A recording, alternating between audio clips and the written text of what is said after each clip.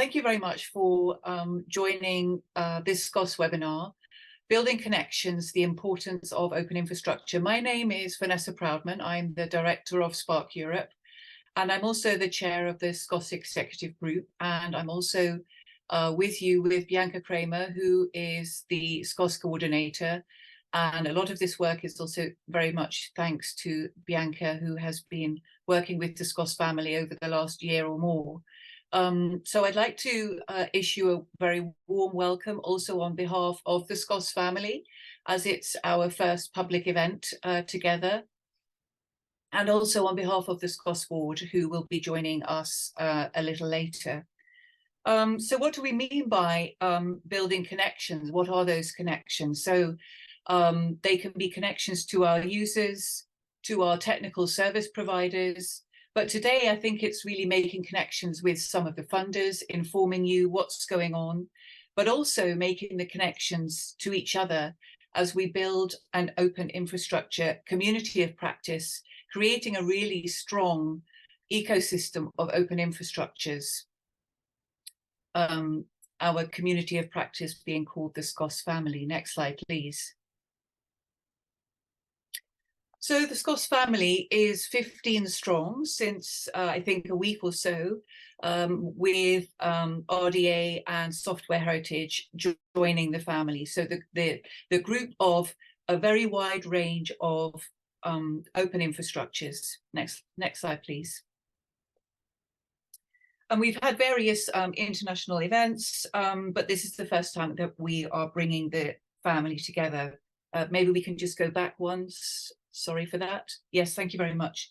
The SCOSS family members, they'll be telling us how far they've come and where they're going thanks to the SCOSS funding campaigns.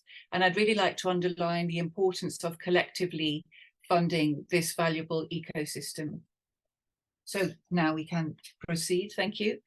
So the program today, just a few words on sustaining that ecosystem and what SCOSS is to those of you who don't know. And then we will have the SCOSS family infrastructures present 5 minutes each on where they are and where they're going.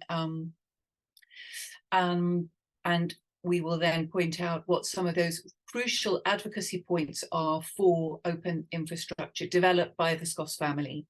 And then we will enter into a panel discussion about SCOSS, evaluating where we are, where we've come from, and where we will go going forward with members of the SCOSS board.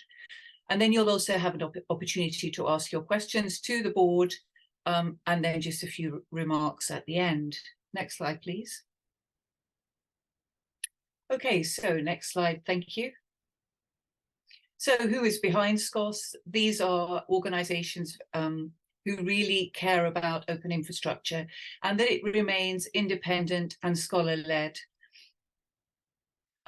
They are mainly representing university libraries, and they really understand the needs of open science, and these are the organizations behind SCOSS from right across the world. Next slide, please. And what we do is it's a consolidated voice that vets open science, not-for-profit infrastructure. We recommend infrastructure that we believe is really critical and that needs support from the community. So we assess the funding needs, alert those funding needs to the community, and with the infrastructure's help, make things more transparent on the costs, understanding what is needed based on what figures. And we also really encourage good governance. Next slide, please. So I've already mentioned these are the 15 infrastructures at the moment that we are promoting, and strongly underline how important it is that you contribute to that infrastructure. Many of you already are. Thank you. Next slide, please. We have noticed that a number of these critical international infrastructures are based in North America, in Latin America, Central America, and Europe. But next slide, please. but many of you from across the world are contributing. You've helped raise more than 5.8 million euros, over 330 institutions from 24 countries across the world.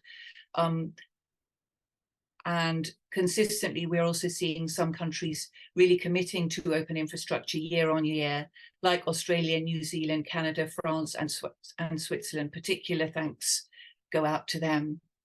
Next slide, please. So here you can see the location of those infrastructures, but that funding is coming from right across the globe. And you can see the larger nodes there, the blue nodes, who are contributing significantly to those infrastructures. Thank you. Next slide, please. Just as a note, if you hadn't seen the latest news, so the two new members to the SCOSS family are RDA and Software Heritage. Do have a look on the website for more information on their pleas for funding. Next slide, please.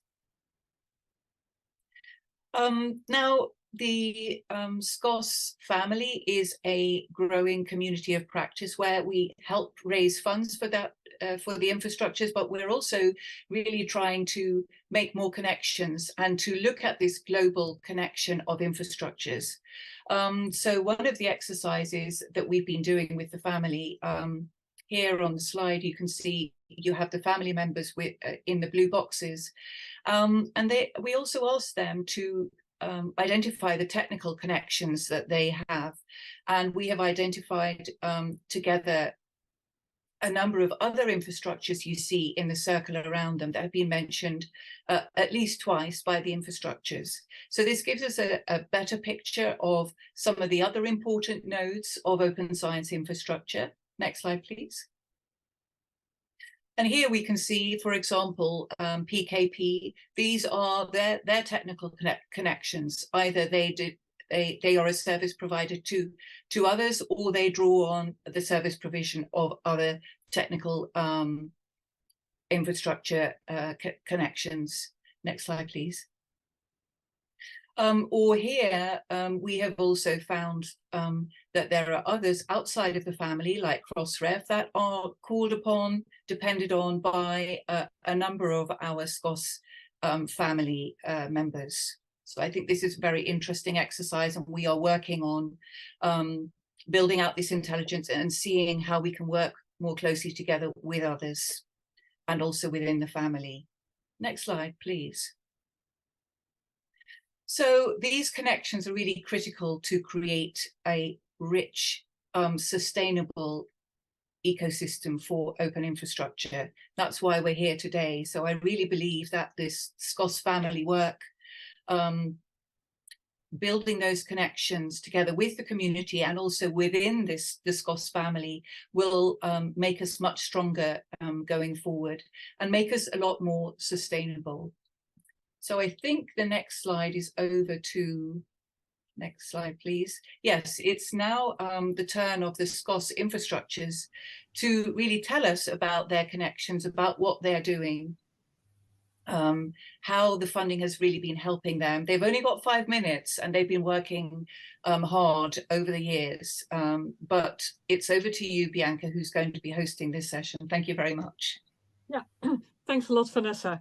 Yes, before I hand over to the infrastructures to tell their story, just a little bit of housekeeping.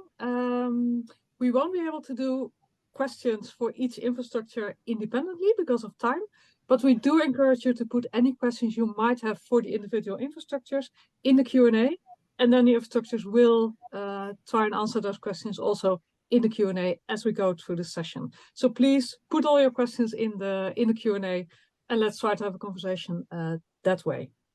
So what we asked the infrastructures to present is a little bit about their place in the ecosystem and what they have achieved with SCOSS funding over the years, and to highlight the idea that the SCOSS infrastructures together also form this ecosystem or are part of this ecosystem. We've grouped them not by cycle, so not by the time they joined the SCOSS family, but really group them a bit more thematically. So we'll have 4 rounds of presentations, and the first one will be infrastructures facilitating Also, the discovery of open access journals and books, well known, DOAJ, for which Joanna Bell, Managing Director, will be speaking. And then there will be an OAPEN, for which Niels Stern, Managing Director of OAPEN and Co-Director of DOAB, will be speaking. So I'd like to hand over the floor to Joanna and tell me how to progress through the slides, please. Great, thank you. And it's really good to be here today, sharing news from DOAJ as probably the first or one of the first SCOSS family members anyway. DOAJ, I hope you're familiar with us as an infrastructure. We are the most comprehensive index of peer-reviewed open access journals with a mission to raise the profile, the visibility and the impact of all quality open access journals from across the world. And that's regardless of discipline, country or language. Every journal that applies to be indexed in DOAJ is evaluated according to our quality criteria, and they are now seen as an unofficial gold standard in open access journal publishing. And we provide our metadata and services free of charge. So as I said, we were very proud that we were part of the SCOSS pilot, and you can see that we were successful in raising a significant amount through our cycle, and delighted actually that so many of the institutions that began supporting us as part of the original SCOSS cycle continue to do so today. And being part of the SCOSS family has really boosted our existing crowdfunding model, and helped raise awareness of both DOAJ and the importance of funding open infrastructures more generally. Next slide, please, Bianca. Thank you. So what did the SCOSS funding enable us to do? Well, it supported us to scale up our operations. We now have 20,000 journals and can handle 8,000 evaluations of new journals applying to be indexed each year. We were also able to invest in our technical infrastructure to ensure much better uptime and more robust systems to enable us to process our applications more effectively. We invested in our editorial team to support the evaluation of each and every journal application against our new criteria. And contributions from supporters have also helped us to improve our coverage of different disciplines, for example, arts and humanities, and also non-English language journals, which are traditionally very poorly covered by commercial databases. And finally, support from SCOSS or through SCOSS enabled us to develop sustainable community-led governance through an advisory board and council. Next slide, please. So this is where we are now in terms of our role within the wider scholarly communications ecosystem.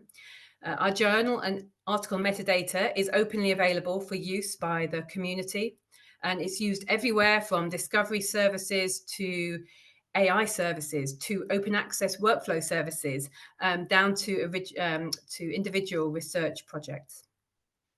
We have a truly global reach with usage from across the world, and we are embedded into library discovery systems and services.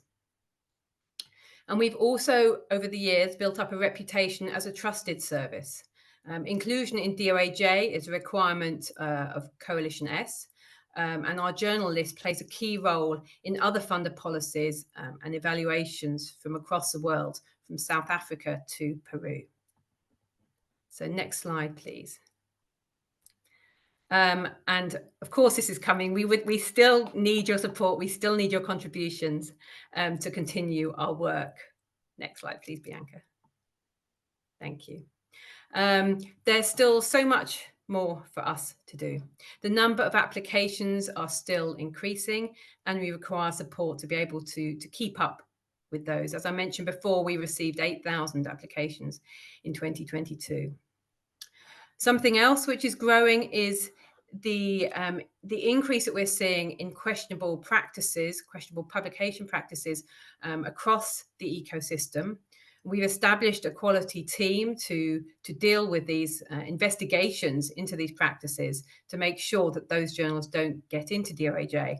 And these cases are becoming increasingly complex. And this year we've carried out 200 so far to date.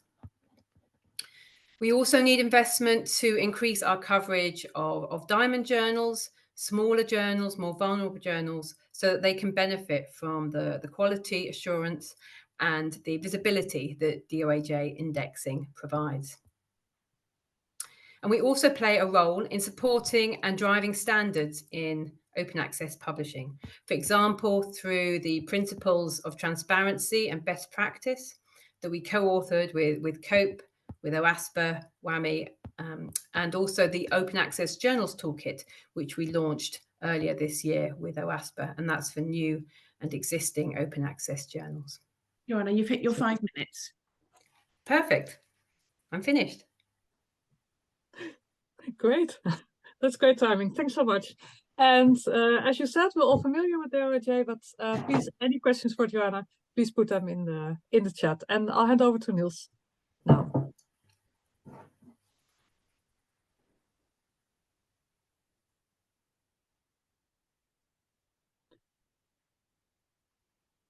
Niels, are you there? Sorry. Sorry. Thank you, Bianca. I'm really glad to be here and talk about open access books. And I represent 2 infrastructures dedicated to open access books, the OAPEN library and the directory of open access books. OAPEN library is hosting, distributing, and preserving quality controlled academic open access books. And DOAB is much inspired by DOAJ, indexing also quality controlled OA books, providing the metadata records fully open. We also run the OA Books Toolkit, which is a public information resource comprising a lot of articles, information about OA book publishing. And so we are independent, not-for-profit Dutch foundations, which means that we can't be sold or acquired. This is by Dutch law. We have done our self-audit of the Principles for Open Scholarly Infrastructure, POSI, and we also have a library support program, of course, which is you can see how you can support us, and we are very grateful for all the support we have reached. Next slide, please. So we were selected jointly, OAPEN and DOAB, in 2019, end of 2019, for the second funding cycle. And after 1.5 years, we reached our funding target of 505,000 euros. And then we sort of went a bit on our own, but now luckily we're still part of the family.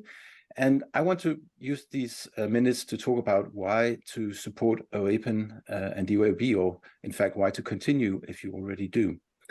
And by that, I will make a short sort of zoom in approach. So next slide, please, Bianca. So as you saw previously, the whole family here and how infrastructures are connected. We are very connected, well connected in this family with DOAJ, for instance, PKP, Crossref, DSpace, and others. But if you zoom in, next slide, then you'll see this is work in progress, but this is just the OA Books landscape. So that's another ecosystem.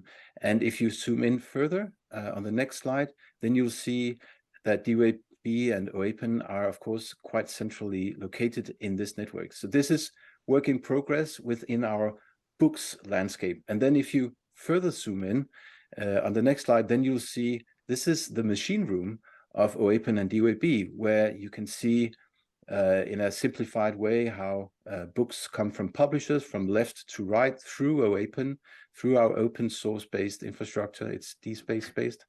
And then we convert these metadata, push them downstream through web services, through to the libraries as well. You can activate the collections in the knowledge bases of your preferred provider. Next slide, please. Because behind all this, of course, are people. And I think this is perhaps a key message here for me today to say, well, behind all these infrastructures are people, of course, to run the technical infrastructures, but also people connecting with people. So this whole community wouldn't exist if we hadn't got really dedicated, mission-driven, good people who connect with other people and who make things work. And this is really one of the major contributions from the SCOSS campaign to us, that we could then hire a community manager, and recently we could hire another part-time community manager to really engage with the libraries, to understand their needs and to develop our services according to those needs. Unfortunately, most of the people, or half of the people on the picture here, are project financed, so that is not sustainable. We still need support to find sustainable financing of our staff. And then the next slide, please, which is the final slide here, just to thank all of you libraries who have supported us and who have renewed your support. It's so important to us that you continue supporting us and that we find support elsewhere. And you can see in our stakeholder report, which we publish every year, that those activities that we have undertaken during the year and those that we plan for the coming year. And we also next week have our annual meeting for supporting libraries, where we invite supporting libraries to give their feedback and to discuss with us what is important for them for the future. Thank you very much. Thanks a lot, Niels, for these strong messages. Continuing, so we've seen two very important infrastructures in the scholarly communication ecosystem. Two very different infrastructures that both deal with the aspect, namely metadata, are going to follow.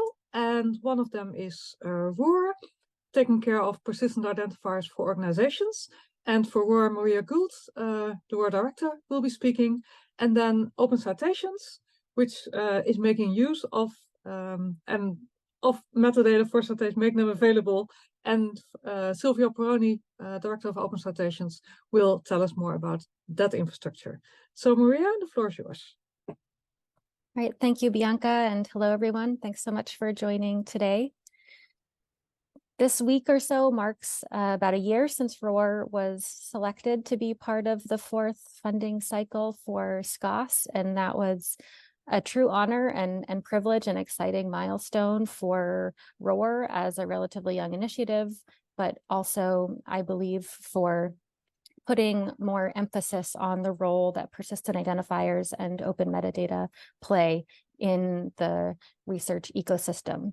We really believe at ROR and with the community of partners that we work with that a healthy research ecosystem absolutely requires open infrastructure, and that supporting and enabling open infrastructure to truly function really depends on having high quality open metadata and open persistent identifiers. And when we have constraints on that openness, it really threatens the health and viability and sustainability of the ecosystem. Next slide, please. So in the past year and change, we've also seen some very positive developments in terms of more awareness of the role that persistent identifiers can play in supporting open scholarship and open infrastructure. For example, the August 2022 OSTP memo from the United States government that specifies the importance of persistent identifiers in publishing research was a significant development and something that we are continuing to talk about and play a role in. And this is really a use case that ROR is uniquely equipped to address. Next slide.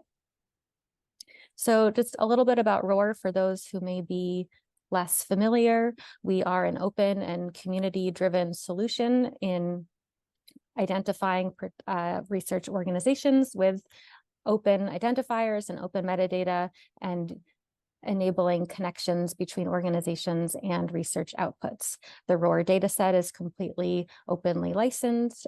We provide open tools such as an open API. We're designed for easy integration and interoperability across the scholarly ecosystem, and specifically designed to address the use case of tracking outputs. And so all of these aspects are what set ROR apart and really emphasize the importance of how what we are doing at ROR is community-driven, driven by the need for openness and also interoperability with other infrastructures. Next slide. Within the ROR registry, we provide IDs and metadata records for more than 105,000 organizations around the world. We provide, we think of ROR as a global registry. We provide multilingual metadata to enable discovery and disambiguation, and also set up crosswalks to other identifiers where they exist. And we have been implementing since day one a responsive and transparent and community-based curation process. The example you're seeing on the slide is just one of the 105,000 records in the registry. Next slide. So a bit about how ROR works in the context of research infrastructure and research workflows in particular. In an ideal workflow, ROR is really an invisible piece of metadata that operates in the background wherever affiliation details are being collected, like in the example of a manuscript or dataset submission. A user can be choosing an affiliation from a controlled list that happens to be powered by ROR. This is something that the researcher may not need to know about, but that piece of metadata is something that can then be populated across all of the systems where the publication metadata is being deposited and shared. Next slide. So in the past year, and ROR has been around for almost 5 years at this point, we've seen a tremendous amount of growth and need for identifiers like ROR to be able to effectively track research outputs. So we are trying to keep up with those growing needs. The ROR API is currently seeing about 25 million requests every month. So one really important thing that we are able to do with SCOSS support is to be able to scale our technical infrastructure to keep up with growing usage. As part of that, we are actively working with current and prospective adopters of ROR, because the more users who integrate ROR in their systems, the better off all of our metadata is across the ecosystem. And then as part of that as well, we are actively scaling and developing even more robust curation process to keep up with the growing volume of community feedback that comes in about additions and changes to the registry. So with that in mind, we're really grateful to be participating in SCOSS to raise awareness about the importance of supporting infrastructures like ROR. Next slide. But the last thought that I wanted to close with, and this is just the final slide and final thought, is that supporting ROR is really not about supporting ROR. It's about supporting all of the infrastructures that depend on ROR and supporting this rich ecosystem that we have been talking about already in this webinar, and enabling those connections across the landscape that we've seen in the many diagrams that shared. So it's really about investing in a collective good that we can all benefit from. Thank you very much. Thanks a lot, Maria. And happy to leave this for a few seconds because I think this is a very important message. So next up, open citations. Silvio, floor is yours. Thank you, Bianca. Thank you for the introduction. Open Citation is a community-guided open infrastructure that is managed by the Research Center for Open Scholarly Metadata of the University of Bologna. And Open Citation's mission is basically to harvest and publish accurate and comprehensive metadata describing scholarly publication and the citations in particular that link them. All the data that we make available are licensed using the Creative Commons CC0 waiver in order to maximize their reuse, and can be downloaded as full dump or accessed programmatically using our REST API. Next slide, please. Open Citation was selected by SCOSS for its second funding cycle in 2019. As a possible game changer to the landscape of citation services, and the coverage and the technical developments we have achieved in the past 4 years show that these initial pictures that was devised by SCOSS is actually becoming a reality. And currently, Open Citation's data are gathered from several sources that include Crossref, DataCite, ORCID, PubMed, OpenAir, and very recently, since yesterday, the Japan Link Center. These data are organized mainly in 2 collections. The first collection is the Open Citation Index, which contains almost 2 billion unique citation links across bibliographic entities. And the second collection that we have is Open Citations Meta, that stores the basic bibliographic metadata of the entities involved in the citations that we expose through the Open Citation Index. And with basic bibliographic metadata, we mean basically the title of a publication, the authors, the publication date, the venue, the identifiers, and this kind of metadata. Next slide, please. So Open Citations has become one of the main players in the current open science landscape and embraces the core open science values, which includes the UNESCO Principles for Open Science, the Principle for Open Scholarly Infrastructure, POSI, the FAIR Principle for Data, and the recommendation of the Initiative for Open Citation. All Open Citations also collaborates with a wide network of projects and infrastructure. In particular, recently, we have been involved in the European Union funded projects OpenAIR Nexus and RISES 2, and is one of the also data providers in the Horizon Europe GRASP OS projects dedicated on exploring the possibility of measuring somehow open science within the scientific landscape.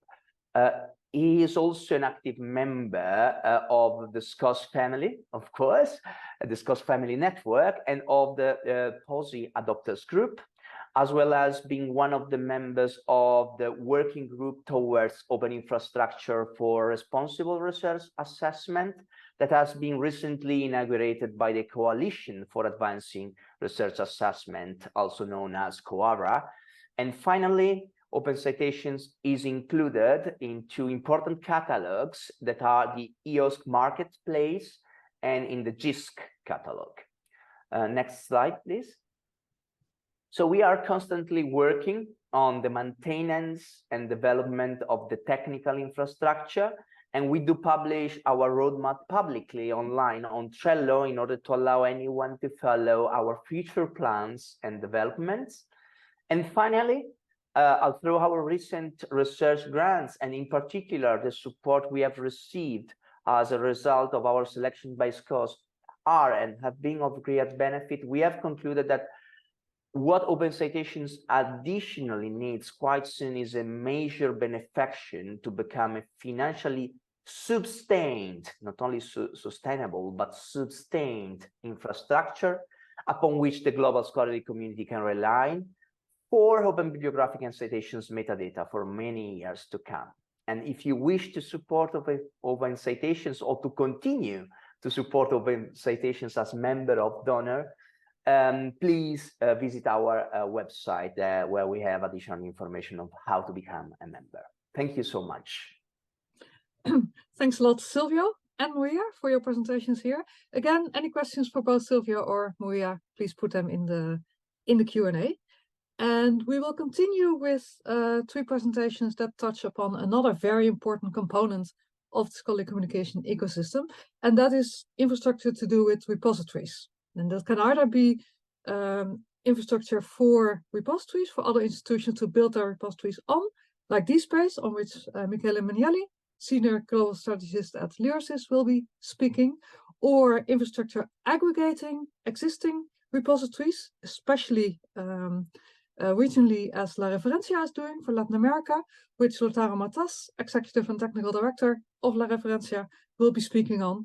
But there are also repositories for data, and a prime example is Dryad, on which Sarah Lippincott, Head of Community Engagement, will be telling us more. So for this, to start off this session, I'd like to give the word to Michele to tell us more about DSpace. Thank you very much, Bianca, and thank you for organizing such a great event and to support all the infrastructures around. I have to apologize for my voice. I have a little bit of a fever over here. Suddenly, the weather changed finally in this country as well. Anyway, so DSpace. pretty sure most of you already know what this space is. It's an institutional repository, and as you probably noticed, the institutional repository world has been changing a little bit in the past few years, particularly for the role of repositories in general. This space has been around for 20 years and is currently the most widely adopted open source repositories around the world, with almost 40% of all the repositories out there running this space. Thousands of institutions around the world in this space present in over 120 countries.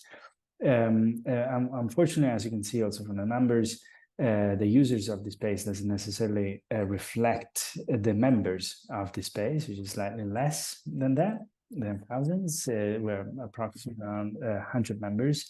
With their contributions, they support the enhancement of the space.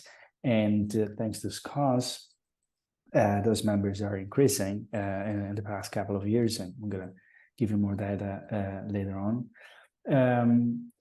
But I mean, besides being open and community-led, because the governance of this space is the community, is its members, this space has been changing, particularly in the past couple of years, with the release of a new version of this space that, with this space 7, has started to do 3 main things. One is finally get rid of the 2 different user interfaces and just focus on one, so to have one community to coordinate and not many.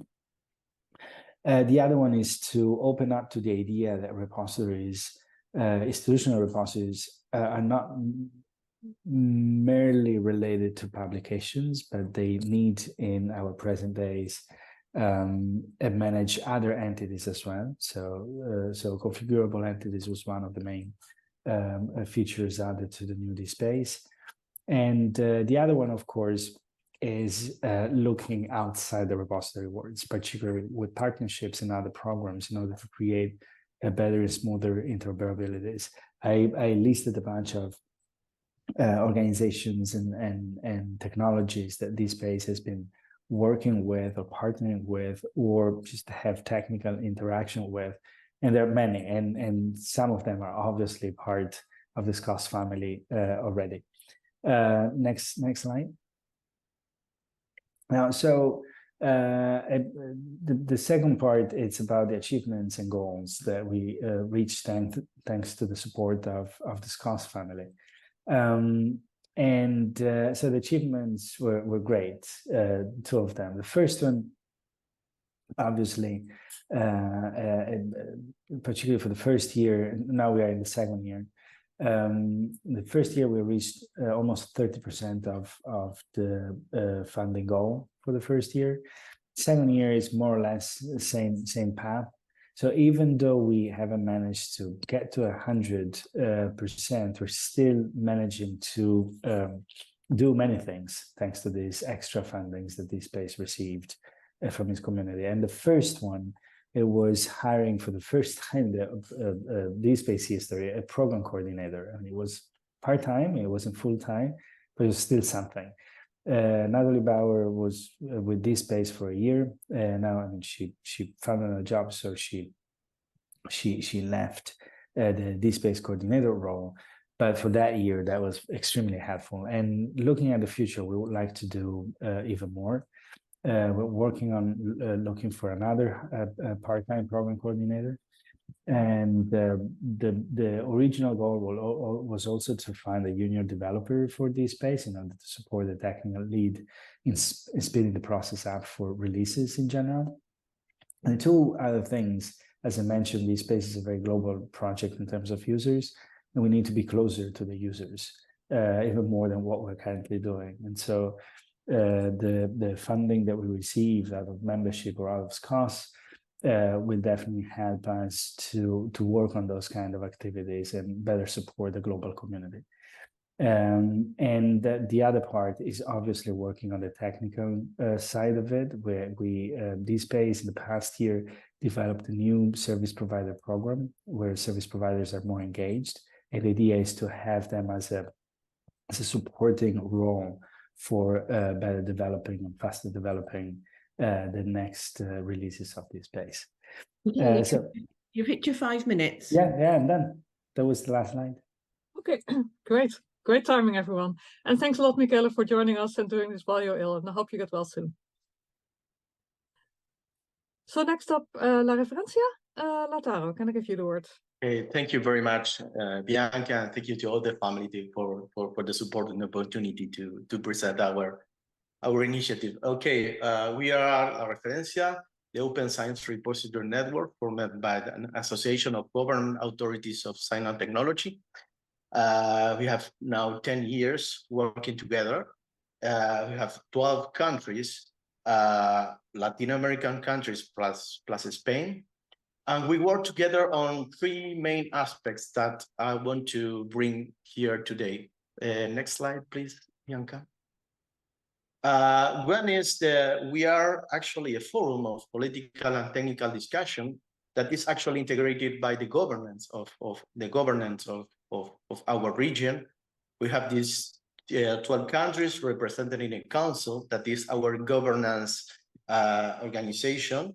And it's important to mention that La Referencia is like a good mix between the political and the science and technology institutions and government institutions, and a strong technical part. Our main goal is give the visibility of the regional scientific production, especially the one funded by public funding.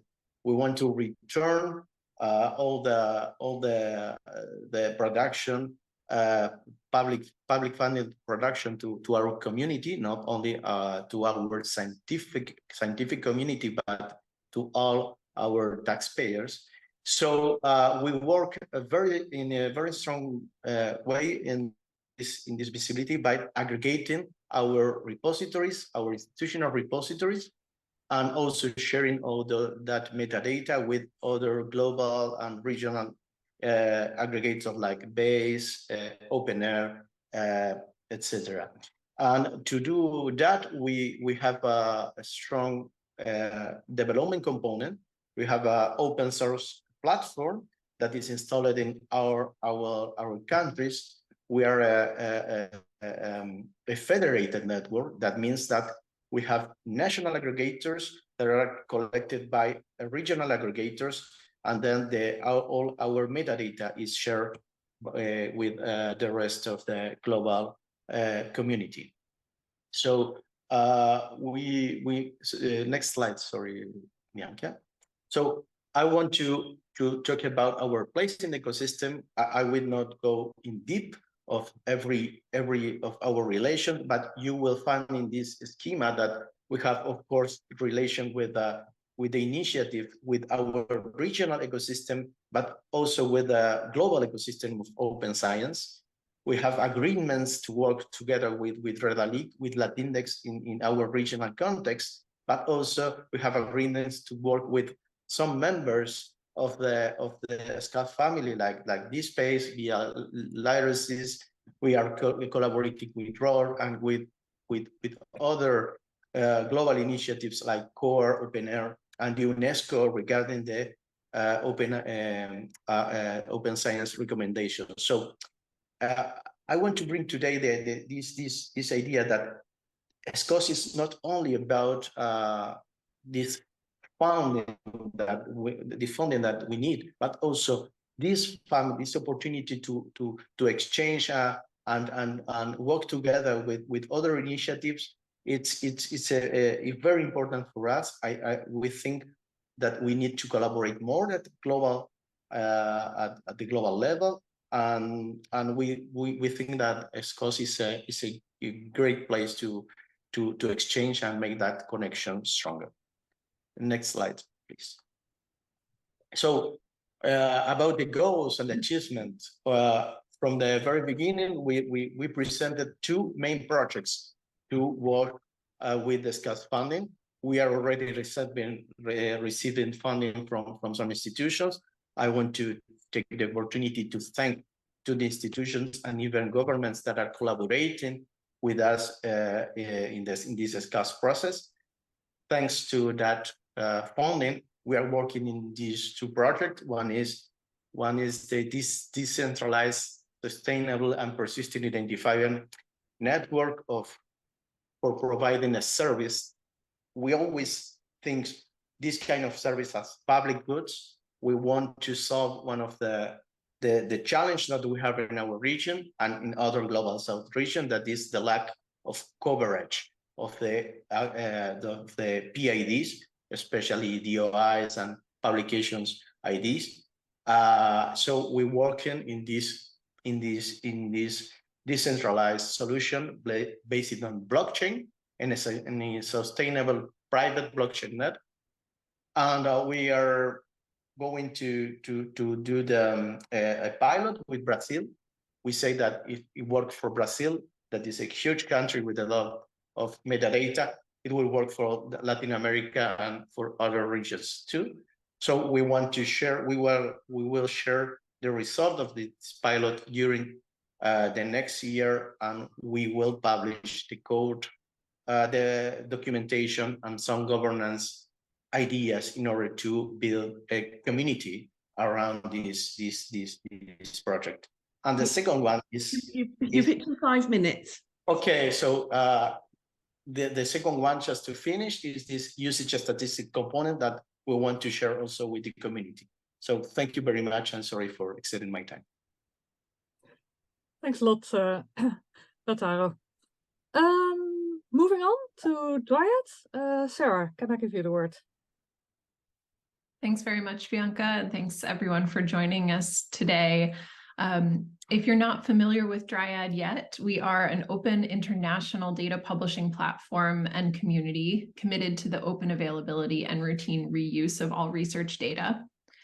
The open sharing of data underpinning research is essential to achieving the benefits of open science. Open data provides evidence that supports research articles and enables experts to interrogate, validate, and build upon new findings, which is nothing short of critical in many domains. And open data also allows researchers, including those from less well-resourced institutions and regions around the world, to work with data they might not be able to generate themselves. So we think of what we do as an open data publishing platform as very as core to open science practices, and very much connected to the work of many of our other open infrastructure colleagues. Next slide, please. Researchers around the world rely on Dryad and our fully curated publishing process to make their data discoverable and reusable now and into the future. Since our founding in 2008, we've curated and published over 50,000 data sets, representing the work of nearly 200,000 researchers at over 200,000 researchers at over 70,000 institutions around the world. And our data sets are connected to research articles in over 1,200 academic journals representing various disciplines. Dryad truly is an international platform. Our membership, our institutional membership is primarily in North America, and publisher members in Europe, but around a third of our submitters are based in the United States. But European countries round out 9 of the top 15 locations where our researchers are working. And we also have research data from countries around the world, proportionate to research outputs in various regions around the world. Dryad publishes research data across domains as well, and we're a powerful conduit for data that doesn't have a home with a specialist repository. Dryad's strengths are in the curation and standards-based publication of research data.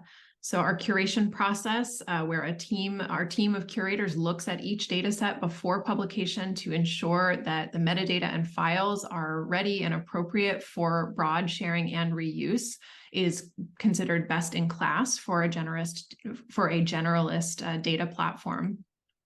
And our open source publishing platform represents the latest best practice for sharing data, connecting it to its related research outputs using persistent identifiers, connecting it to the creators that enable it through ORCID IDs, the institutions, affiliated with it through research organization registry identifiers and more. We collaborate with many of the infrastructures and communities that we've heard about already, including ROAR, the Research Data Alliance, also Zenodo, and many others. And that spirit of collaborating with other values-aligned services, as Vanessa and others have mentioned, is a key to our resilience and to the collective resilience of this community. Next slide, please. We are rounding out our first year as a SCOSS infrastructure, so we are just getting started with what funding will ultimately enable us to do. And investments from SCOSS are helping Dryad to resource more core functions so that we can navigate the current demands on our infrastructure and establish a strong position for the future. Researchers around the world are increasingly impacted by open data sharing statements from funders and publishers, and we need to be poised to capture that opportunity and remain competitive with commercial data publishing services. So SCOSS is helping us to invest in growth in outreach and promotion to interested investors, including hiring a head of partnership development, invigorating our core stakeholders through community engagement activities, and staying at the forefront of best practices for data sharing and building best practice for data reuse through improvements to our technology and services. In the last year, we've added a dozen new members and have enhanced our outreach and visibility within the community. And so we are grateful for the opportunity to work with SCOSS funders to build this more open and equitable future for research data. Thank you. Great, thanks a lot, Sarah. So moving on to the next set of infrastructures. Actually, before I do, again, we are inviting questions in Q&A. I'm also getting some signals that Q&A might not be working. If that is the case, we do apologize. And it's also always possible to ask specific questions for infrastructure by reaching out to the infrastructure itself or by emailing SCOSS@info@scoss.org. And then we will relay your questions to those infrastructures. And once again, I do apologize for any technical barriers today. Having said that, moving on to the next and last set of infrastructures, we term this publishing infrastructures. Of course, publishing can also be considered more widely, including repository infrastructure, including data publishing. Here we are focusing a bit more on article publishing, including preprints, so we're including archive in this set, on which Stephanie Orphan will be speaking, who's program director at Archive. Then we'll hear from PKP, from Urush Nizami, Community Engagement and Outreach Librarian for PKP on what PKP is doing as infrastructure. And then finally, we'll hear from Ariana Becerril Garcia, Executive Director of Redalic and President of Amelica, on their specific infrastructure. So Stephanie, can I give you the word? Yes, and thank you to SCOSS for having Archive be part of the SCOSS family and for organizing this event today. And thanks to all of you for joining us. I think many people are familiar with Archive because it's been around for so long, but for some brief background, we are an open access repository of scientific research articles founded in the early days of the internet by Paul Ginsberg while he was a physicist at Los Alamos National Laboratory. When he moved to Cornell University in 2001, Archive moved with him, and Cornell has been the home to Archive ever since. Currently, we are housed at Cornell Tech in New York City. Archive is an essential part of the open access community, and in the 32 years since we've been open, we've grown to over 2.3 million articles in 8 academic fields. So we've expanded beyond physics to math, computer science, quantitative biology, quantitative finance, statistics, electrical engineering, and electrical engineering and system science. Works in Archive include both published and unpublished work. About 60% of the papers you'll find in Archive also appear in traditional or overlay journals, and 40% of the articles exist only within Archive. Researchers and scientists around the globe use arXiv as a key part of their work. They often tell us that arXiv is the first thing they check in the morning while sitting down with their first cup of tea or coffee. You can move to the next slide, please, Bianca. Thank you. So ultimately, arXiv's goal is to advance science by helping researchers easily share and discover new ideas. Authors that submit their work to arXiv are able to share it in a timely manner on an open platform, and other arXiv researchers can easily access and read the latest research in their field. So the hope here is that these researchers are able to discover new ideas and build their own research off of it, and then in turn share that new research openly on arXiv, and the cycle of discovery can start all over again. And this furthers advancing science for everybody. Oops, excuse me.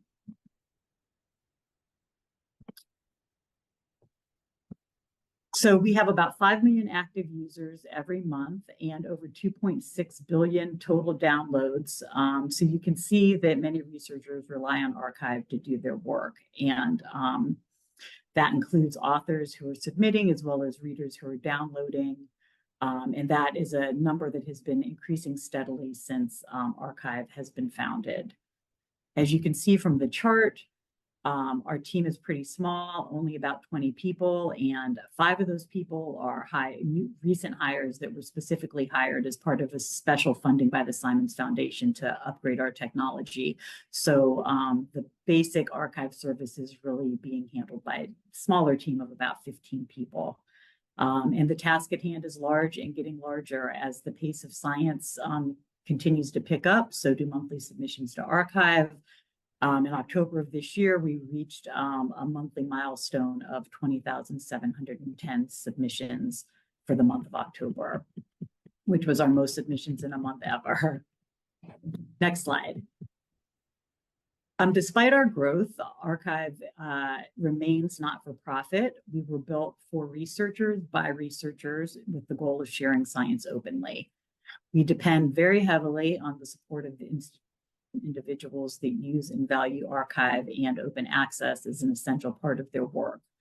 Our suggested membership donation tiers are based on institutional arXiv usage, and the more an institution submits articles and uses arXiv, the more they hope they will give to us to support our work. As other open access infrastructures know, it's often hard to ask someone to pay for something that is essentially free and open to all.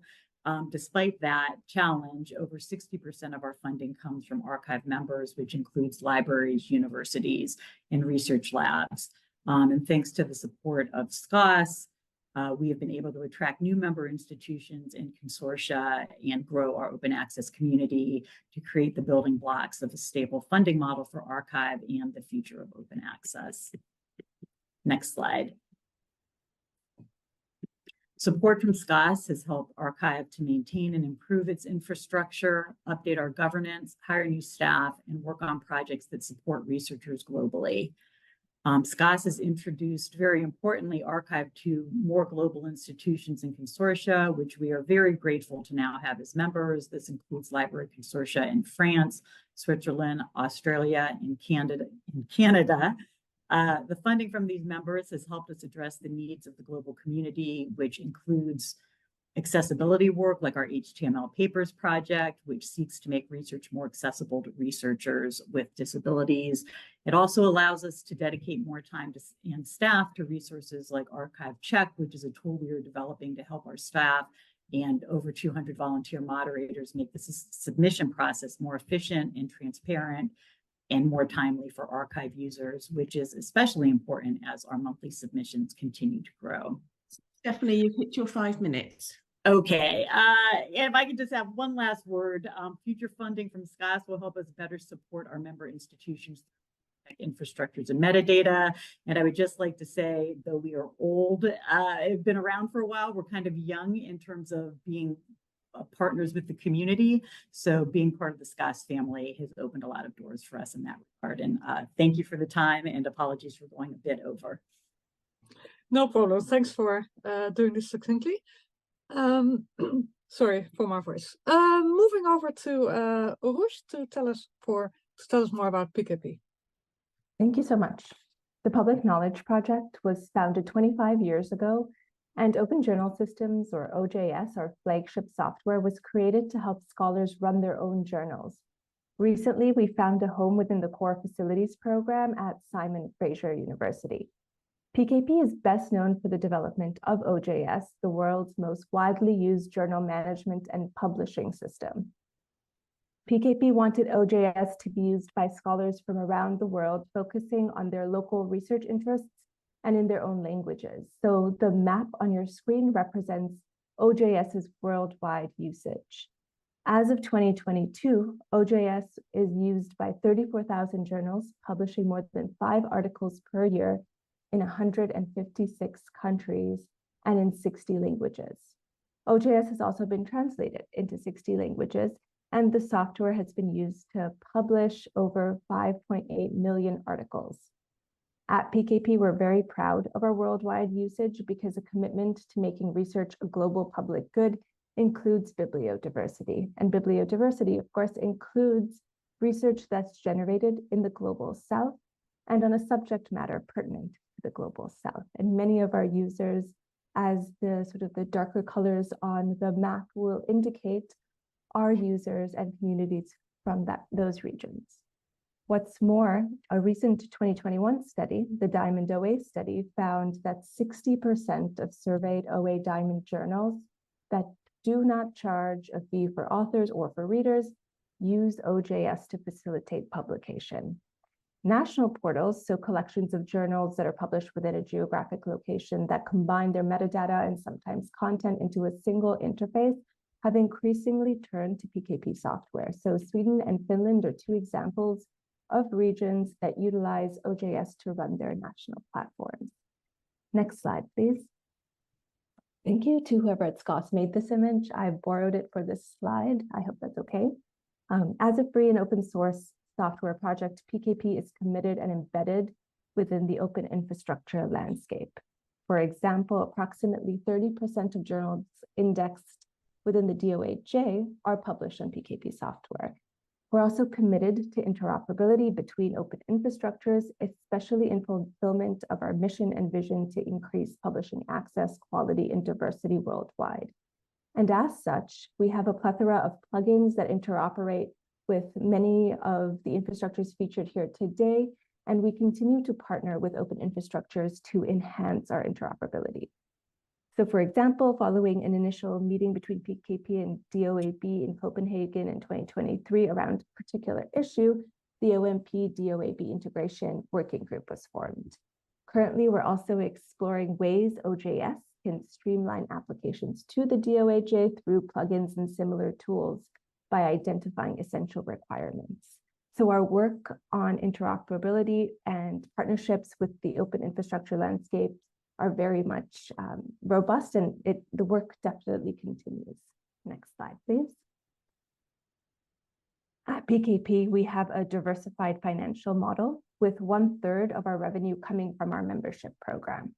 And as a free and open source software project, our community is core to our governance. It's through our membership model that we make connections between our community and governance. So many of our governance roles are filled by PKP members. So an example, our colleague who I think is here today, Amanda French, is the chair of our documentation interest group. So we've thoughtfully created numerous routes to membership that respond to our community's diverse resource capacities, but also their expertise. And this is why we have routes to membership based both on in-kind contributions as well as on financial contributions. Last slide, please. I want to take a moment to thank all of our members, both that provide in-kind support and those that provide critical financial support, and especially to SCOSS for enabling some of our newer critical financial relationships. Like so many open infrastructures, our strength can be found in our team and the people behind the software. SCOSS funding has enabled PKP to invest in our team, and our team, also then has increased capacity to reinvest in our communities. So you can see here some of the things that we've been able to continue to invest in and grow. We've continued funding toward a communication coordinator position and the development of a more streamlined communications framework. We've supported business development and also membership development. We've been able to think about investments in our operational efficiency in terms of our software. And we've also been able to bring on new clients for publishing services and really support them in ways that they need to be supported. I would also like to end with a pitch if possible. I'm saying you've hit your 5 minutes, so make it a quick one. A quick pitch? Okay.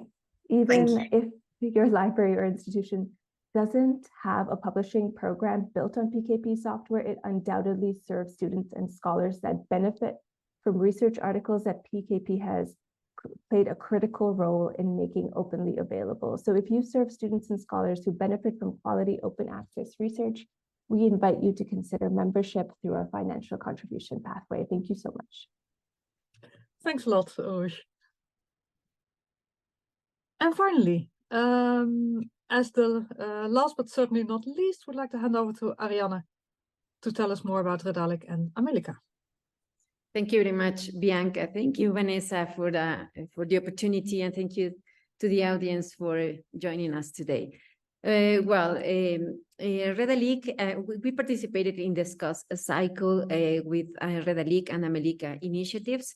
And for those who are not familiar with the work of Redalic, Redalic is an open access journal index. Well, it's an infrastructure that has several services, including a journal index and also an article hosting platform for Diamond Open Access journals. We are committed to support and strengthen Diamond Open Access publishing. Today, we have almost 1,600 journals in the platform. More than 800,000 full text articles hosted in our platform in several formats, PDF, HTML, XML.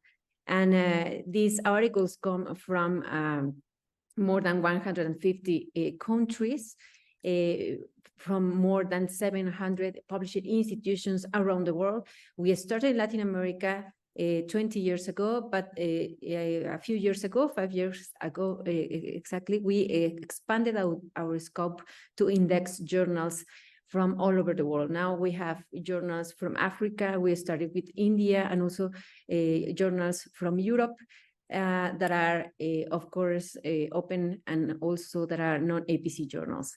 Next slide, please, Bianca. Thank you. These are our services in Redalic that we offer, well, several layer services in terms of, for example, quality criteria. We select the journals that we index based on these criteria that also guarantees that we have quality journals. We provide a quality certification for those journals indexed in Redalic, and we also provide continuous training in order to improve the quality and the strengthening of editorial practices, and also for peer review processes. We also provide technologies in terms of editorial workflow, digital production, XML JATs, and all these typesetting and automatic generation of different electronic file formats for journals in order to minimize the cost of journal production. All these algorithms are based on artificial intelligence. Sorry for my voice. And the idea is to automate the majority of the process to produce the electronic version of journals. So to minimize the costs and to prevent the adoption of APCs. We also provide a platform with different full text retrieval services for journals and institutions and also countries to retrieve not only the articles published in their journals, but also the scientific output of their researchers. So they can have access to the articles, but also they can have access to the metrics services where they can find a way to track the productivity of their communities, of their research community, of their institutions. And we can have this information at country level, at institutional level, but also at author level. So it is useful, for example, to populate the CRIS platforms and to advance research assessment system, because we are making visible the contribution of Diamond Open Access journals at different levels. And we also are working now with different semantic collections in order to work with semantic technologies and RDF and other formats to provide knowledge bases at different disciplinary levels, and also working with Sustainable Development Goals to also make these transversal collections that help in the discovery of the diamond content in the web, but also to provide a way to harvest this information for other third-party services that can aggregate or process this information for to generate other services. Next slide, please, Bianca. Thank you. We have users from all over the world. Since we are based in Latin America and we started in Latin America, we have, of course, a bias regional bias in the Latin American region, as well in Spain and Portugal because of the language. But now every day we are receiving user demands for all over the world. Thank you, Bianca. The next one. This is our users worldwide. Well, you can see, you can have a deeper look maybe later because we don't have enough time to do this. And well, thank you, Bianca. Next slide. And we are also participating with the Amelica platform, which is an initiative, community-driven, supported by UNESCO and led by Redalic and Claxo. And the idea of Amelica, or the aim of Amelica, is to provide different a framework for collaboration for open science. And we are covering different branches of open science in terms of policies and mandates, research assessment, open data, open infrastructures, of course, open access publishing, repositories as well. And the idea is to collaborate together, not only at regional level in Latin America, but also with partners in the Global South. We are working in an important collaboration with Africa now, with 2 countries in Africa, in order to strengthen the paradigm of science as a global public good. Next slide, please. Mariana, you have 5 minutes. Okay, just quickly to say that the SCOSS pledges are helping us to strengthen the technical infrastructure, which is not sufficient for the current user demand. And we are we appreciate the contributions because they are also helping us to strengthen our sustainability model and also our governance model as a result of the SCOSS cycle. Thank you very much. Thanks so much, Ariane. And thanks a lot to all the infrastructures who have presented. I think it was quite a challenge to do all of this in 5 minutes. I think you've all really presented your infrastructure well. And I hope what we've been able to get across by showing you this like plethora of different infrastructures is the different elements of the ecosystem and the importance of open infrastructure for all these different elements, in addition to the value of each individual infrastructure. And coming back to what Maria said, like supporting one infrastructure is supporting also the wider ecosystem. And that leads me actually, before handing back over to Vanessa for the panel discussion in which the SCOSS board members will share their perspective and talk a little bit more about the future, I'd like to take a couple of minutes, and I actually would like to ask Camilla to also keep me to time for 5 minutes. To talk a little bit about collective advocacy, which is something that the SCOSS family, the infrastructures, have also been working on last year. We've been discussing that together, like coming from different angles, different parts of the ecosystem, but also all being part of being open infrastructures. What are the collective advocacy points? What are the shared talking points that we can all use when reaching out to advocate for open infrastructure? And what I'm presenting now is really the result of that collective work. And I'd specifically like to call out Jen Belewski from DSpace, Sarah Lippencott from Dryad, Silke Davidson from DOAB, and Kat Sansbo from DOAJ, who've been working very hard on taking these talking points and really fleshing them out. I'm here only just sharing them and summarizing them. So with the SCOSS family, we've been brainstorming those advocacy points and really thinking, okay, what are the core points that we can all use in collective advocacy. And that came down on to 4 main points. The first of which that open infrastructure is accountable to their communities, not to shareholders. The goal is not necessarily always to grow and to scale up and to make more money. It's really to answer the needs of the communities. Communities determine what the priorities are and what the scope and the scale of the infrastructures are. The second point is that open infrastructures provide a balance to a system that's often, not always, but often, dominated by commercial players. And they're doing that by providing a really concrete and viable alternative to more commercial infrastructures. So providing an alternative to institutions to fund that.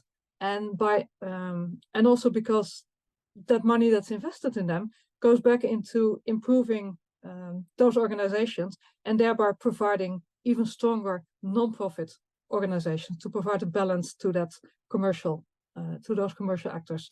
And specifically important also for regions where the commercial players do not dominate or do not dominate yet, the importance to really provide a robust alternative system to make sure that that domination does not happen after all.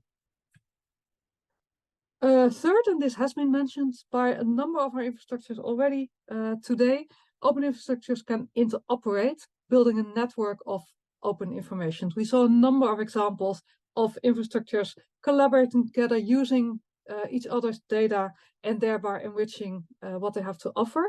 And that's in general, by being open, by offering open data, open infrastructure foster and encourage interoperability and building of new services.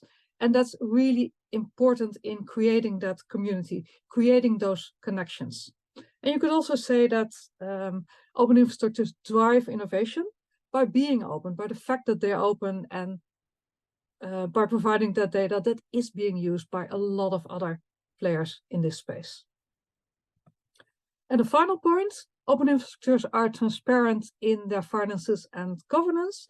This comes back to both being owned often and supported by the community, which requires that transparency. They're also under scrutiny. There's a lot of ask for that transparency, and open infrastructure are able to provide that transparency, to show, going hand in hand with values and goals and mission, the need to actually show how you are achieving that. And a lot of open infrastructures are doing that, for instance, by doing self-assessment against the principles of open scholarly infrastructure. And that in turn also provides that transparency and that trust for, like, for instance, institutions and funders to decide that they're worth funding. So these are different advocacy points. They might each appeal to different audiences, to different occasions.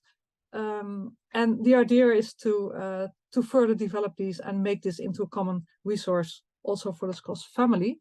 And what I personally really like about how these turned out is that they're different, but they also all interconnect. They all have to do with each other. They build onto each other. So they also together tell a consistent story. And I hope this will sort of bridge from the individual infrastructures to a more general discussion on the importance of this landscape of open infrastructures and how to support it. And for that, I'd like to hand over to back to Vanessa to introduce our panel discussion. Thank you so much, Bianca, also for sharing those really vital messages. So going to the next session, the panel discussion with some of our board members, I know that a couple of them are on their way. They're also juggling with other board meetings at the moment. So I hope that the couple of people that we're waiting for will join us. But I'd firstly like to invite, I know who's in the room so far. Irina Kuchma, who's the Open Access Program Manager from Eiffel. If you could put your camera on, that would be excellent. Ignacy Labastida Iwan, who's the director of the Office for the Dissemination of Knowledge at the University of Barcelona, and Judy Rutenberg, Senior Director of Scholarship and Policy at the Association of Research Libraries. Are you with me? And we've also got Susan with us, perfect timing. Susan Haig, Executive Director from the Canadian Association of Research Libraries. Thank you so much. Welcome. I think I will stop screen sharing so we can all see the faces better. Is that okay? Yes. There you go. So it's a very warm welcome to this session, and I think it's great to also hear something from the SCOSS Board. We actually had a SCOSS Board meeting earlier today. We meet 4 or 5 times a year, and I think it's interesting to hear from some of our board members about where SCOSS is today, where have we come from, and where should we be going in the next years, and particularly next year? So what should we be focusing on? So just to get us started off, so there are a couple of you who've been on the SCOSS Board for a few years. What are your reflections on SCOSS's growth? Who'd like to start? I know, Irina, I think you've been with us right from the early days. Thanks a lot, sir. Good afternoon, good morning. Very happy to be here. And thanks a lot, Vanessa, for organizing this panel and also for driving SCOSS. And I think thank you should go to the SCOSS Board member, Martin, who is in Australia, so he couldn't join us now. And I'm really happy where SCOSS is now, because it started as a practical need. There was an issue that all of us have been discussing, and at some point, Vanessa gathered us at the airport lunch, well, almost like an airport lunch, and said, why don't we start doing something, because we can wait for years until money arrives, but maybe let's start small. And we did start small. We didn't have any funding at all. And where we are now, I think is amazing, because it's almost 6 million pledged from our community is amazing. And I think one of the key successes is that it has always been a community effort. And thanks to you, libraries, funders, other actors pledging, and thanks to infrastructures providing valuable services to communities, we are where we are now. And of course, we can grow, all of us could grow even more. But I think it's a good moment to celebrate, and thanks to everyone who contributed. Thank you very much, Irina. Would somebody else like to add? Happy to add a bit. I've been with the board for most of its life, I would say, not quite, but Canada realized that we had individual institutions contributing to an early SCOSS, and realized that it might make more sense in this country, at least in Canada, to think of it more consortially, to partner with our national consortium to look to see whether we could strengthen that, because basically, a very piecemeal contribution to valued international services appealed to Canadians, but it was looking like it could be more, and in fact, it has proved to that as well. So, I think that there's a lot of opportunity for consortial engagement here, and Canada's a bit of a proof for that. But I wanted to say about the board, and I think one of the things is that we had a proper evaluation and developed a strategy at a certain point. We've reviewed it. We've looked at ourselves. We've changed workflows, formalized processes, evolved as we saw fit. It's a knowledgeable and a very thoughtful board, and very well supported by a expert advisory group. And they're the ones who really look at the applying infrastructures and recommend to the board what would be appropriate, what is the highest priority organizations for assisting. So it's an interesting model, and I think it's been an evolution, and it continues to evolve. It's very adaptable to the realities of the environment, which is, of course, an evolving ecosystem. Thanks. Thank you, Susan. Judy, would you perhaps like to add something? What are your impressions of SCOSS since you joined? You've been with us also a little while. Yeah, it's been a few years, and thank you. And also just thank you again to the SCOSS team for organizing this panel. I'm just so impressed by the presentations by the SCOSS family and how related and sort of interrelated these infrastructures are. I want to just build a little bit on what Irina said about this kind of starting as serving a very practical need, something that the strategy, the evaluation really surfaced. How do people know what there is this willingness out there in the community to support open infrastructure? There's a devotion to it, but there's not always a great understanding or sort of decision-making support for that. And I think that what SCOSS has really contributed is that, again, through that technical advisory board, through the thoughtfulness of the board, just to be able to bring visibility to infrastructures that clearly, as we saw today, that clearly the research community itself is behind. They're using it. We heard about using SCOSS funding to help meet the user demand. I think that's really exciting. It's not betting on new, it's really trying to provide sustainability for something that the research community is already supporting. So yeah, I just find that really inspirational that, something that has sort of started out as kind of decision support and very practical is itself becoming, sort of revealing and painting a real picture of what an open research ecosystem could look like. So I think SCOSS has a lot to be proud of.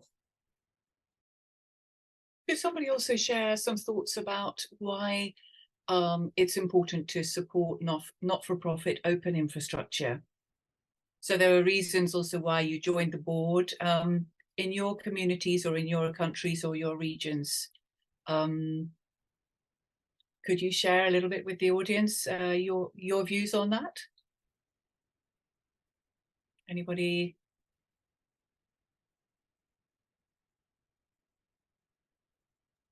For IFL, it's easy because we will work with not-for-profit bodies. We will work with National Library Consortia in Africa, Asia, Europe. We believe in science and research managed by not-for-profit institutions. As Ariana said, science is a public good. So it's obvious, and I wish more actors saw this and redirect some investments from commercial services into community services. And Bianca made it very clear why they're important. Yeah, I think I would add, we heard this again in numerous presentations today from the SCOSS family, that open infrastructure drives innovation because more people can participate in it. So so the foundational metadata that's made open that then other services can consume and build off of. So I think it's really to drive, as I think Maria Gould described it, as like a healthier ecosystem when it's open. That's what I would add. Thank you so much. So this is all about connections today, so building connections. So what connections are really important for SCOSS going forward in the future? Where does SCOSS need to go? I mean, we know that there are others out there stimulating to fund open infrastructure. Where does SCOSS sit in that space, and where should it sit? What are your thoughts there? What connections should we build on? Should we make a new, maintain? Thoughts? I'm happy to say something on this. I think so SCOSS is looking, and there's wonderful work happening with the family to understand the ecosystem and to show it from the connections of this, what is in a way a rather selective and it's not everything, because not everything has approached SCOSS and needing this kind of funding. So so we're only part of the ecosystem, and I think the infrastructures understand that, and my sense is that as groups like IOI take shape and develop a kind of rational view of what might be gaps to be filled, or that's not our place. We already have, we're funding transitionally existing infrastructures, so there's a little bit of a difference there. My sense is that the mapping needs to be aligned and collaborative to a large degree, and so I feel like connections are important with these organizations that are looking globally to and constructively to foster funding. We are one. We have a certain way of doing it. We don't need to be the only one. We have a place to play. Thank you very much. Anyone else? I think it would also, yes, sorry. Go ahead. I think it would also be good to have a more global conversation, because we see now that most of applications that we receive are from the global north, if we could say that.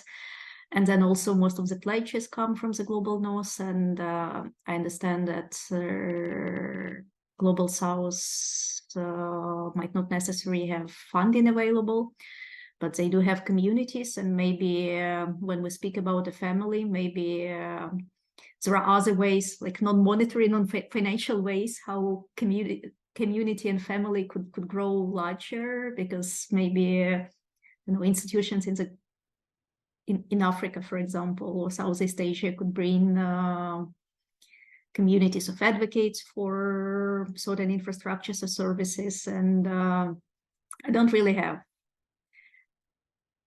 a specific plan on that, but I think it would be good to see how this open science infrastructure support could also include human element, which was stressed so many times by infrastructures, and thanks a lot for that.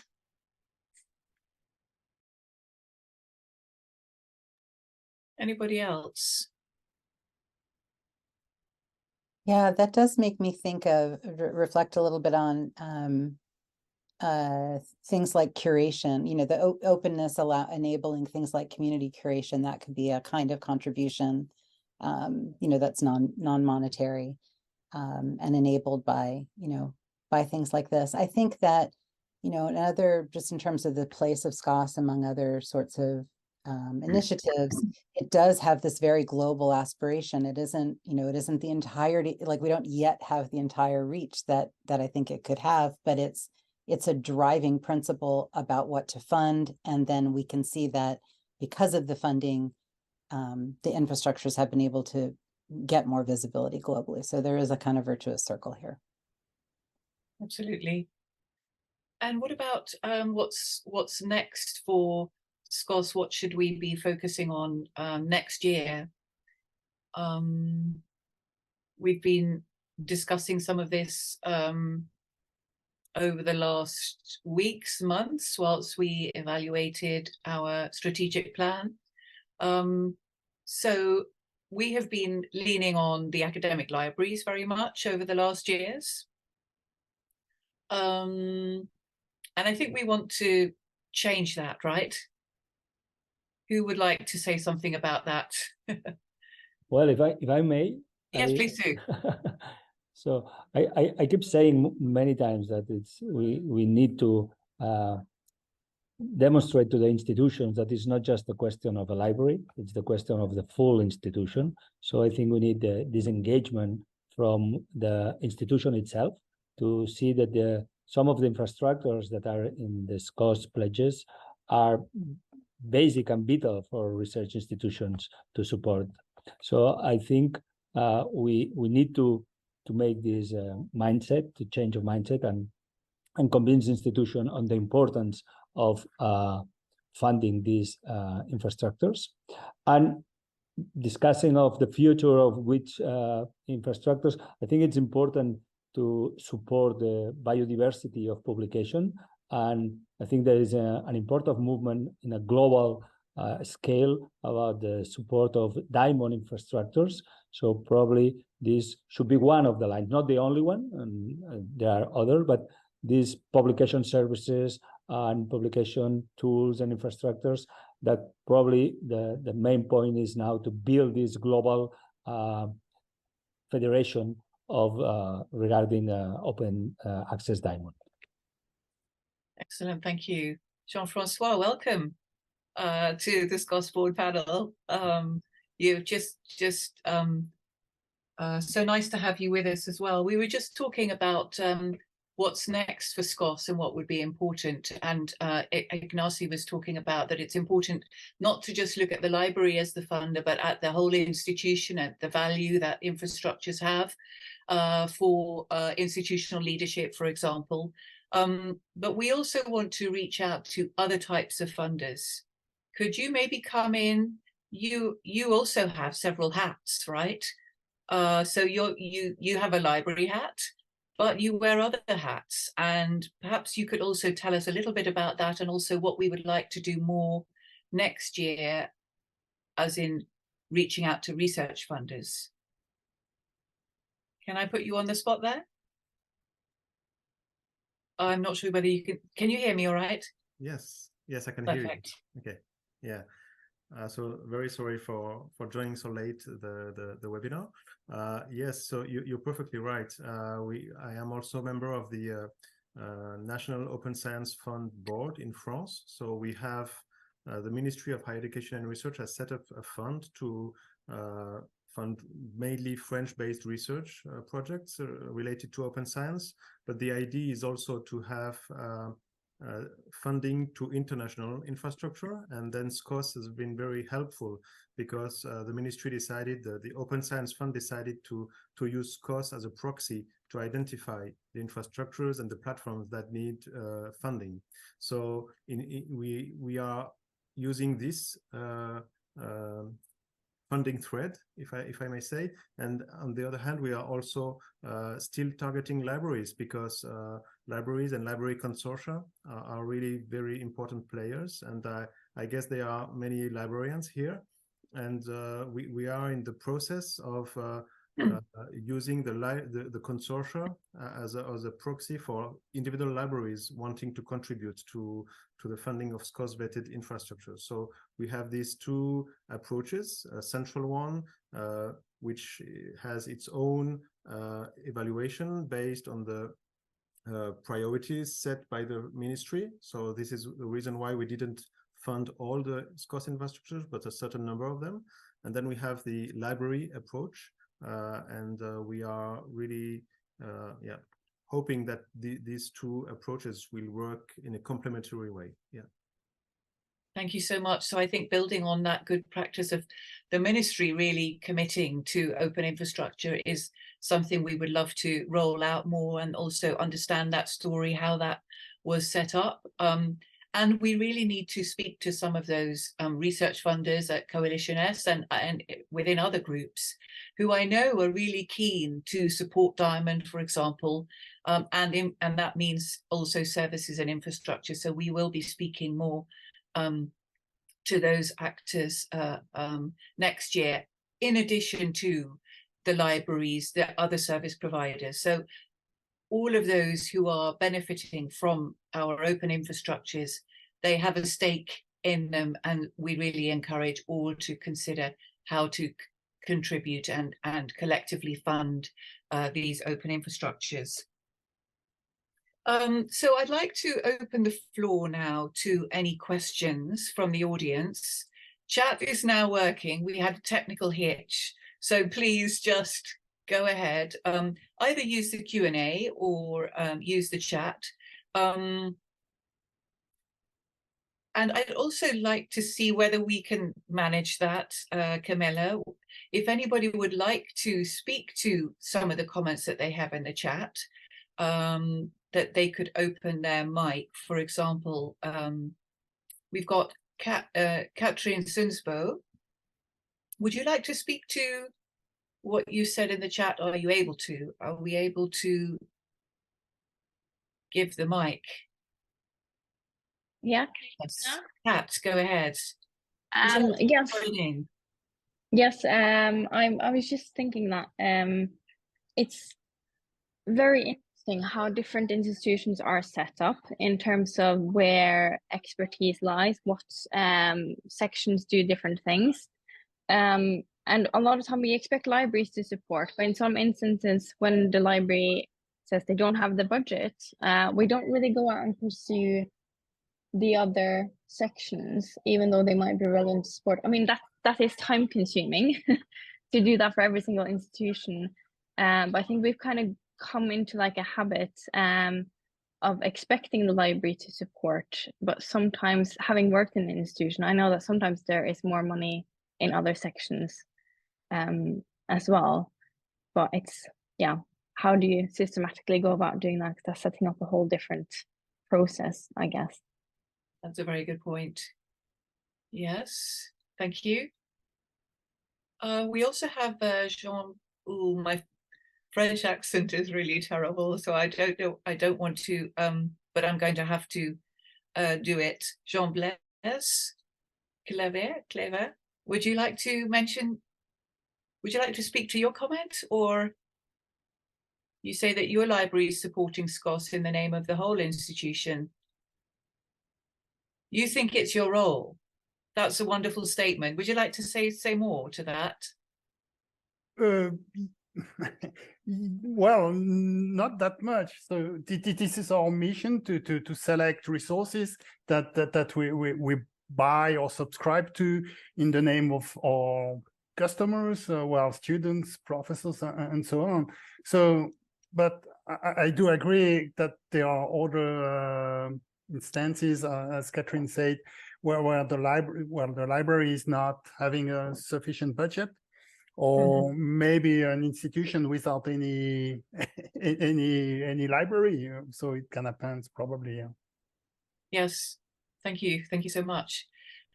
Dominique, you shared something in the Q&A. I would love to give you the mic as well. Are you still with us, Dominique? Yes. Oh, excellent. We'd love to you. hear from you as well. And where are you? Can you remind us where you are based today? Well, today I'm in Buenos Aires. Yes. It's nearly summer here, so Excellent. thank you. Very well. I have my camera open, but I don't know if you have to allow it. I represent CLACSO, a network of social science research institutions in all countries of Latin America and the Caribbean and in other regions. Very interesting. Congratulations to all of you. It was fantastic hearing the advances in each initiative, to see the growth. It's fantastic. And it's really, I love how you say a family. It's a family, and it's what we dreamed from the beginning 20 years ago. It's starting now to be a reality, and we needed 20 years to accept that the commercial barriers were strengthening themselves, and now we have more decisions, and you are taking fantastic decisions to support no fees and not on, how do you mention one of the, it was very interesting, it was Directory of Open Access Books saying not for sale. I love that. We are not for sale. You know, we need that certificate in all the initiatives funded by SCOSS, because it's very difficult to know if an initiative can be sold. So congratulations for that. And definitely, please always give priority to collaborative shared cost solutions before thinking of charging fees, which can be minimum for you, like $1. But for us, it's in many countries, it's nearly impossible to pay abroad or to pay those fees. So as La Referencia has already mentioned today in its presentation. Thank you all very much. Thank you very much, Dominique. So lovely to have you with us today. Would the board like to add any last words?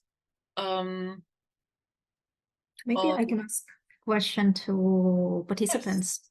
What would you like to see from SCOSS next year? What would you need? For example, if you would like to support an open infrastructure and something stops you, what is that stops you? And maybe somehow together we could try to overcome that barrier. And you can write in the chat, or you can maybe raise your hand and speak. That's a great question. So what inhibits you from funding infrastructure? What are those things? And can we make things easier for you? Or can we connect you with somebody, or with a model, or highlight something useful? If I may, Vanessa, I also would like to mention that we discussed this morning, I think something that is important, also that we would like to support multilingualism. And there is something that sometimes, now listening to Irina, sometimes some infrastructure may be a bit concerned about, oh, I'm gonna write a good proposal if I'm not fluent in English.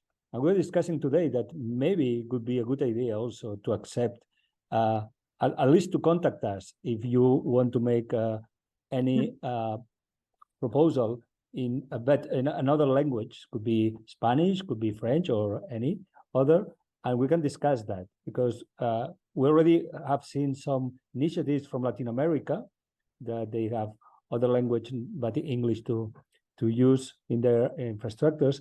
And if we want to be global, I think this is a very important topic to also support multilingualism. So I also try to foster these initiatives coming from all over the world, that they may have other languages but English in their normal workflows. Thank you so much. That's a great point. So anyone in the audience who is, of course, you'll have a good command of the English language by being like this webinar, we hope, but don't let language be a barrier. So we really want to next year see how we can deal with non-English applications as well. Yeah, so this is really important as part of the global service. Yes.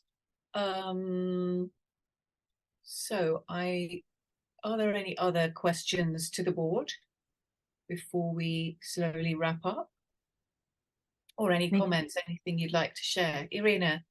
Maybe one more thing about interconnections. Bianca had on the slide, can interconnect, but I think we can remove can, and we can just say open infrastructures interconnect, because I think that's the biggest value, and that's where multilingualism issue could also be solved, that we can really interconnect infrastructures in different languages and have this global public good that we've been talking about.